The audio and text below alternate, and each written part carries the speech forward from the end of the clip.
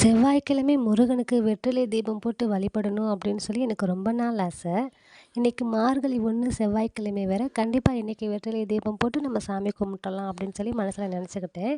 செவ்வாய்க்கிழமை ஸ்டார்டோன்னு சொல்லிட்டு எனக்கு திங்கக்கிழமையே தெரியும். அதனால் ஈவினிங் பூஜை பண்ணுறதுக்கு தேவையான ஏற்பாடுகளை ரெடியாக பண்ணி வச்சாச்சு. காலையில் 10 மணிக்கு மேலே ஃபேமிலியோடு வந்து முருகன் கோயிலுக்கும் போயிட்டு வந்துட்டோம். 6 மணிக்கு கரண்ட் வந்த உடனே கோயிலேருந்து வரும்போதே நாங்கள் மாலை பூ எல்லாமே வாங்கிட்டு வந்திருந்தோம். அது எல்லாமே சாமி ஃபோட்டோவுக்கு வச்சு வெற்றிலைக்கு சந்தன குங்குமம் வச்சு நல்லபடியாக விளக்கு போட்டு மனசுக்கு திருப்தியாக சாமி கும்பிட்டாச்சு. சாமிக்கு வந்து இன்றைக்கி நெய்வேத்தியம் என்ன படைச்சிருந்தேன் அப்படின்னா, சுண்டலும் வாழைப்பழமும். சாமி கும்பிட்றப்போ கண்டிப்பாக 1 டம்ளர் தண்ணி வைக்கணும், பக்கத்தில் வெற்றிலை வைக்கணும் அப்படின்னு சொல்லியிருந்தாங்க. அதையும் நல்லபடியாக வச்சாச்சு. மனசுக்கு திருப்தியாகவும் சாமியை கும்பிட்டாச்சு. இன்றைக்கி சாமி கும்பிட்டதில் எனக்கு ரொம்ப திருப்தியான விஷயம் என்ன அப்படின்னா, குழந்தையும் தெய்வமும் ஒன்றுன்னு சொல்லுவாங்க. என் குழந்தை கையால் வந்து நான் திருநீர் வச்சுக்கிட்டது எனக்கு ரொம்ப சந்தோஷமாக இருந்தது.